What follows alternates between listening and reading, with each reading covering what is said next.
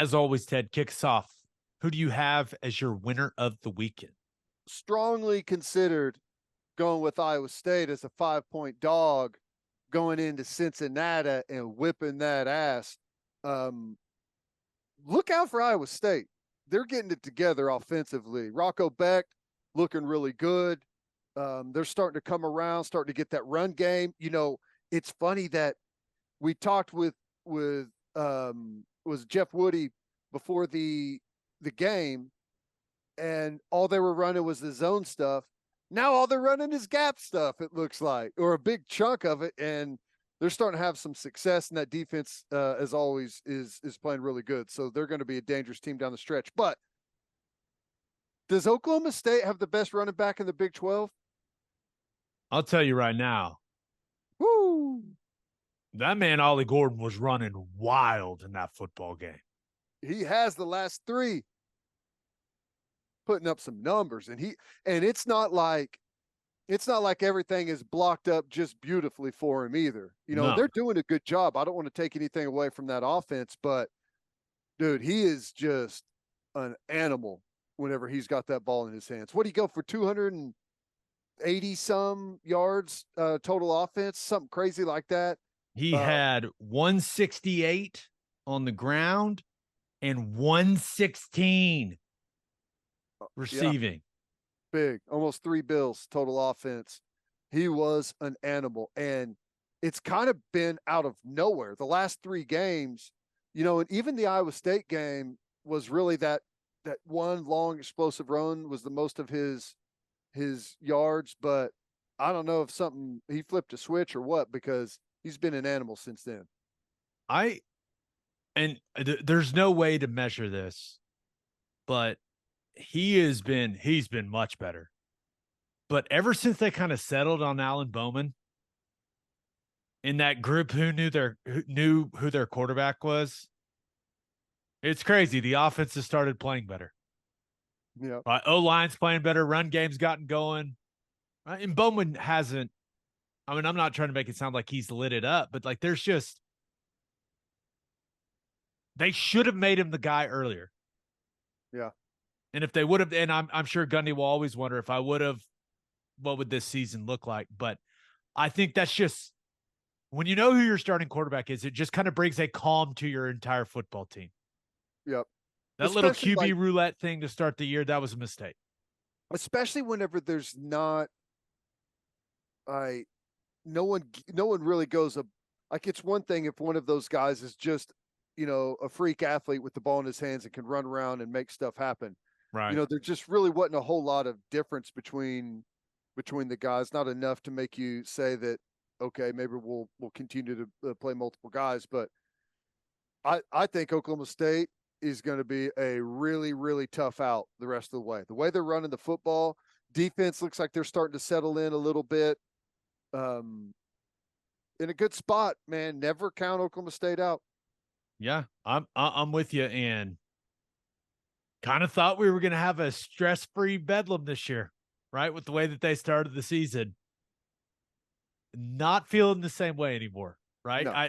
I think that team, they're playing much better. They're also, you watch, man, that's a physical football team. Yeah. Right. So that trip to Stillwater, they don't have Texas. Right. So that trip to Stillwater, that is now, that's going to be a massive game in the Big 12 conference. Right. It was already going to be a huge game, right? With it being the last Bedlam for who knows how long. But with the way that Oklahoma State looks right now, that's going to be a massive game. It could determine who plays in the Big 12 championship game. Yeah. I've been saying it even before I believed it, that's going to be the toughest game on our schedule after Texas. And it looks like that's going to show up, because until they play us at Bedlam, I think they're going to win out. Who knows, man? Who knows? That's a hard football team to figure out. That's true. That's true. But hey, they got a beast at running back. That's a good place to start. No doubt about it. All right, who do you have as your loser of the weekend? This one was painful to watch. like physically painful. West Virginia. Ooh. That was harsh. They just never, it looked like a couple of different times in that game. It's like, okay, we've played like crap, but we're finally going to get things on the right track and start to play with some efficiency and some consistency. But, you know, they 2 steps forward, 1 step back, shoot themselves in the foot, let Houston back into it nonstop. And then finally, they make a miracle happen and score a touchdown with what, 12 seconds left to go? Just left a little too much time on the clock. I mean, you just think about the emotional roller coaster at the end of that game for both teams, right? I mean, Holgerson tossing the headset. I was right there with him. to give up a 50-yard touchdown it was 4th and 10. And you give up a 50-yard touchdown with 12 seconds to go in the game. And then you go and throw a 50-yard Hail Mary to win the game. I mean, both of those teams, you talk about an emotional roller coaster for everyone involved. I mean, unbelievable. Watching the end of that game unfold, I was like, what is happening? Well, I picked West Virginia as my lock of the week. So I knew what was going to happen before Houston ever had to line up and heave the thing down towards the end zone. I already saw the writing on the wall. I know how this thing ends. Yeah. You're like, they've left the door open. I will be punished. Would you pull something out of your rear end like you did to get the win? No, ball don't lie. We know what's about to go on here, especially whenever you get the penalty afterwards. That was an awesome Thursday night game, though. Great. Yeah, that was awesome. It was really fun because we were all watching it. So I know there's this big debate about, games being played definitely on Friday nights, but little Thursday night Big 12 action. I could get used to that, especially OU's going to the SEC. I could get used to some consistent Thursday night Big 12 action. I agree. It's good. All right, let's finish up with my winner and loser. But first, elevate your tailgate with Chapel Supply and Equipment in Oklahoma City. Chapel Supply and Equipment has generators and inverters on hand that'll give you all the power you need so you can take your tailgate to the next level. They've also got top-of-the-line heaters to keep you warm during those cold tailgates later in the season. They're Oklahoma-owned and operated. Elevate your tailgate by calling 405-495-1722 or visit chapelsupply.com. That's CHAPPELL supply.com. And First Fidelity Bank knows how to keep fans like you happy with more than 50 awards in the last 5 years, including Forbes Best In-State Bank, the Oklahoma's Community Choice Awards, and the Journal Records Reader Rankings. It's clear that they are Oklahoma's #1 pick for quality banking. And you can find that level of outstanding service in everything FFB offers. Open an account at an award-winning bank today at ffb.com. First Fidelity Bank, we go where you go. And head to opolisclothing.com for our podcast merchandise and the best OU gear out there. And that's OPOLIS clothing.com. Use promo code TED, TED, for 10% off. That's opolisclothing.com. Use promo code TED for 10% off. Buttery soft and 10% off.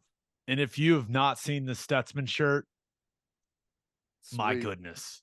I bet the presses are just on fire turning those things out. I bet they've sold a ton of them. They've tried to hire more people to keep up with the demand for that t-shirt.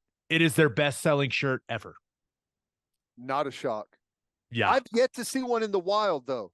I bet they'll be all over the place this week at the game. At the rate that they're selling them, the entire stadium may be wearing them, Ted. It's amazing. If you haven't seen it. Is it going to be a Stutzman out at the stadium? It just might be. I mean, just an awesome shirt. If you haven't seen it, go check it out. And the promo code works for it. How about that? That's great. All right, for my winner of the weekend, I'm going North Carolina. I haven't really, and I'm not sure I'm sold on North Carolina yet. It's like a true contender, but they're 6-0 after they're beating Miami, right? They win 41-31. And it was interesting watching the first half of that game. I thought Miami was a better football team. I thought they were a better team on the field, but it felt like Miami should have had a double-digit lead at halftime, but credit to that North Carolina defense, right? They really stepped up in the second half. Tyler Van Dyke in that Miami offense couldn't get much of anything going in that third quarter. And Drake May and North Carolina's offense, like they started separating when their defense was getting stops. They were making plays, they were scoring points, and that getting the separation they got in that third quarter was huge in that football game. Also, now I understand why Mac Brown was so pissed when they ruled Tez Walker ineligible. Guy can play a little bit, Ted. My goodness. No kidding. Yeah, that's kind of a game changer for them. You know what's crazy though? Just watching this game, I was flipping around, but unless I was seeing things, I mean, North Carolina was number 12 in the country, undefeated. They've got a one-loss top 25 Miami football team in town. This is a big, like, there's a lot weighing on this for the ACC, and there's a bunch of empty seats in that stadium. Basketball school, Ted. Well, you would think you'd have a bunch of bandwagon fans jumping on whenever you're ranked number 12 in the country and you're undefeated, right? No? Asking too much, I guess? I don't know what to tell you. Basketball I was shocked at that.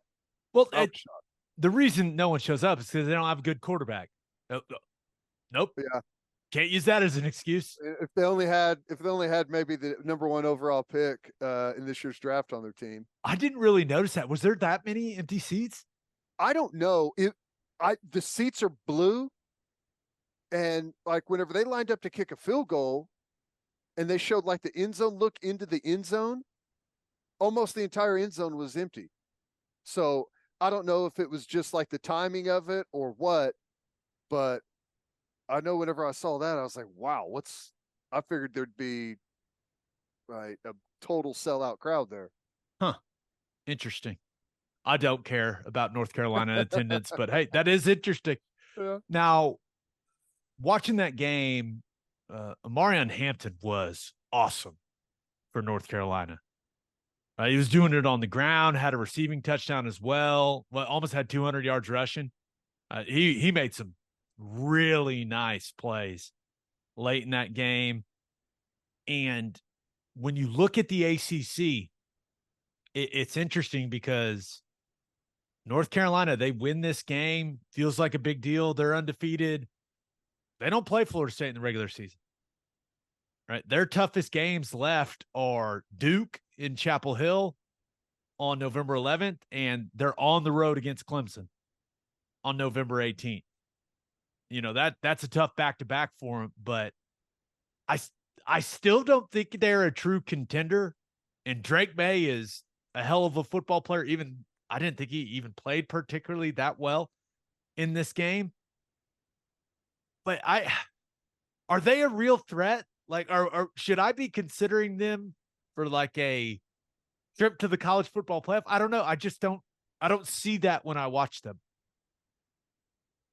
I don't either. But when you look at the schedule on paper, I know they're very likely to be playing in the ACC championship game. Right. And the schedule isn't, it's weird. It's just difficult enough to where it looks like they went through a really tough schedule. But you know, I think they're better than Clemson right now. I think they can beat Duke. Miami's a good win. South Carolina's a good win. And if you got, like, I would favor Florida State in the ACC championship game, but in a one-off game, you never know what might happen. Yeah. Like, it'll be one of the rare chances Florida State walks into a game this year and they don't have the best quarterback on the field. So, and I think North Carolina's they're better on the line of scrimmage on both sides of the ball than than I thought they would be, especially on the defensive side. So but all of that being said, they don't look like any of the other contenders do. They don't look like Oregon. They don't look like Oklahoma or Texas. They don't look like Ohio State or Michigan.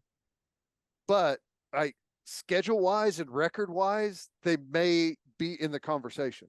Right. You can't ignore them. Right. So that's where it's just like, North Carolina. Okay. But hey, we'll see how it plays out. You would think that at some point they will look like you would expect North Carolina to look, but you never know. Not if Tez Walker keeps catching 3 touchdown passes. Dude was running by people. Yeah, it's wild. That was impressive. All right, for my loser of the weekend, thought about going with Mark Stoops. Tough 2 weeks for Coach Stoops there at Kentucky. Made a lot of waves with the NIL comment after what happened against Georgia last week. Just not a great sequence to say that and then have Missouri come to Lexington and dominate you in the fourth quarter and lose by 17. Yeah. Just a bad sequence, What a change in they go and they just absolutely curb stomp Florida. Yeah. And it looks like Kentucky is for real. And then Georgia, okay, Georgia's Georgia. But then Missouri, it's pretty wild. I still, even after the Georgia game, I said the same thing last week. What do Florida fans think as they continue to watch this stuff unfold? Yeah, I don't know, but I almost went with Louisville also. Yeah. They dominated Notre Dame last weekend. And then you go to Pitt, lose the turnover battle 3-0, get outscored 24-0 in the second half, and you lose by 17. I mean, that's the most college football thing ever that Louisville just did. Don't turn the football over. It a lot of time, it don't matter how much better you are than your opponent. If you lose the turnover battle 3-0, in all likelihood, you're going to lose the football game. Those are wise words, my friend. But my loser of the weekend, I'm going Texas Tech. Now, they got off to a very bad start this year. They had the loss to Wyoming, they lost to Oregon, lost to West Virginia, right? They started 1-3. But they'd found a little success in the last couple of weeks, right? Had played well against, and I'm not trying to make it sound like Houston and Baylor are really good teams. They're not, but played well against Houston, played well against Baylor. They're sitting there at 3-3, right? They were 2-1 in Big 12 play. Seemed like some people around that program were starting to think that they were maybe capable of accomplishing some things that they'd talked about accomplishing before the season started. Well, it came to a screeching halt via the legs of Avery Johnson. My goodness. The freshman for K-State 10, count them, 5 rushing touchdowns. K-State went to Lubbock, beat him 38-21. Avery Johnson, nice to meet you, young man. Impressive stuff.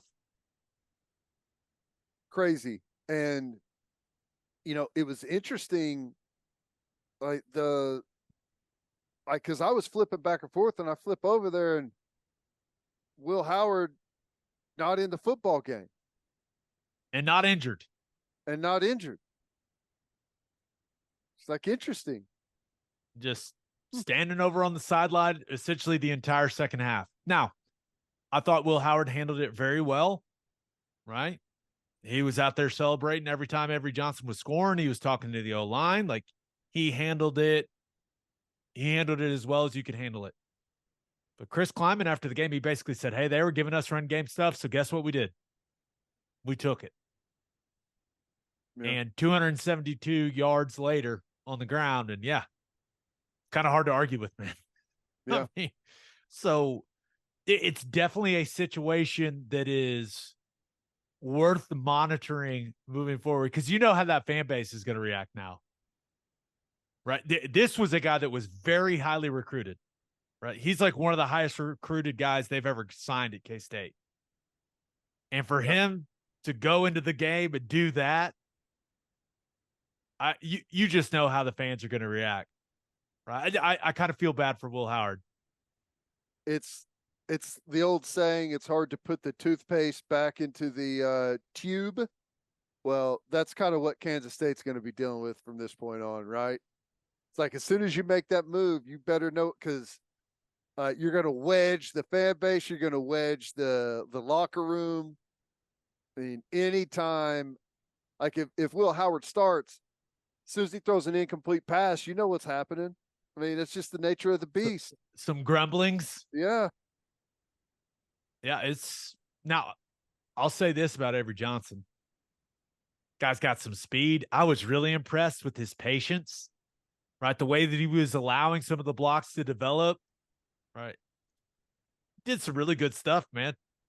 Yeah. So I don't know if it's going to be a 2 QB system for them moving forward, but I know this, man. I'm glad OU doesn't have to deal with it. Yeah.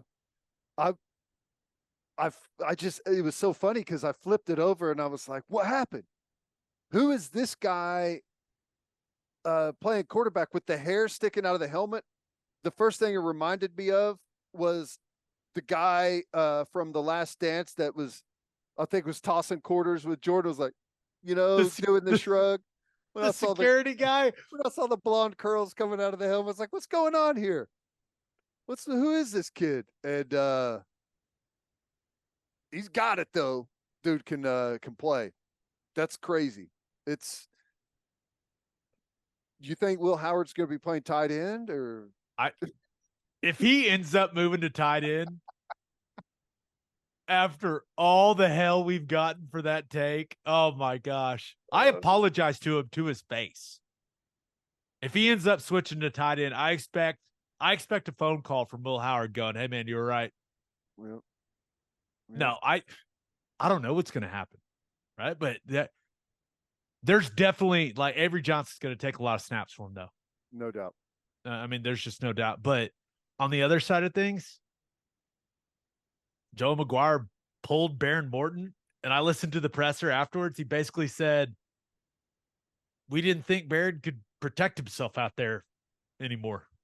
I was like, what does that even mean? Is that the old "I'm seeing ghosts" comment? I don't know.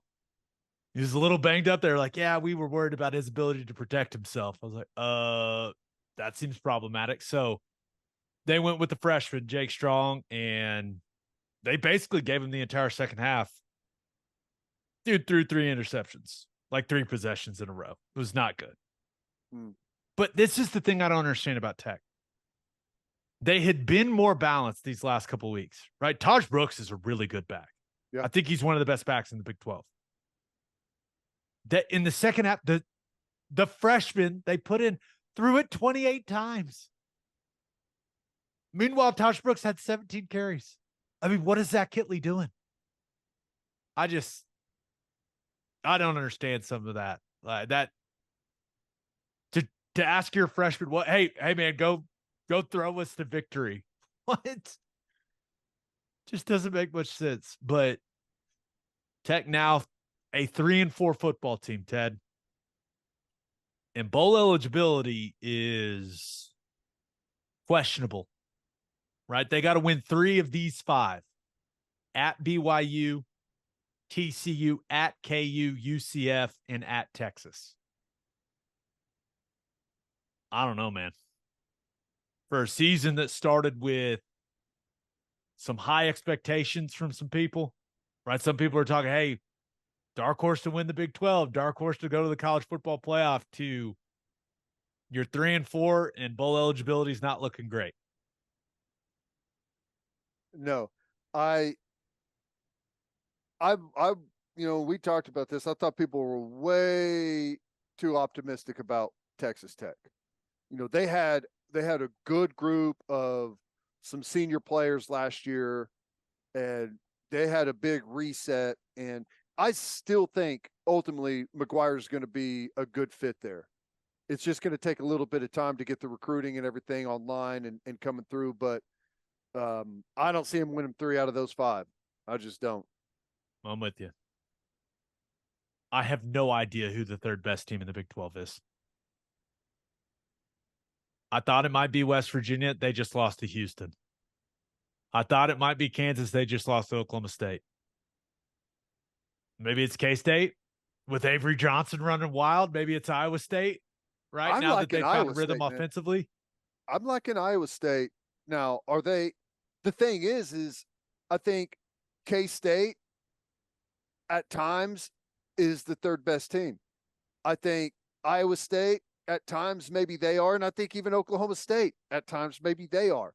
It's just no one of those group has done enough to expect any type of consistency yet. That should play itself out. I'm with you. It's gonna be an interesting finish to the Big 12 season. Are we sure Texas is the second best? Yes, I am. Okay. I mean, who are you gonna say is the second best? If we can't even pick third best, who the hell's second best? Well, I guess other than OU and Texas. I guess what I'm saying is Texas going to be mired kind of in that group? I think they're better. I think you're right, but I think they're good. Yeah. But I don't know, man. It's gonna be an interesting finish. It is. It's good though. It's what we want. No doubt. All right.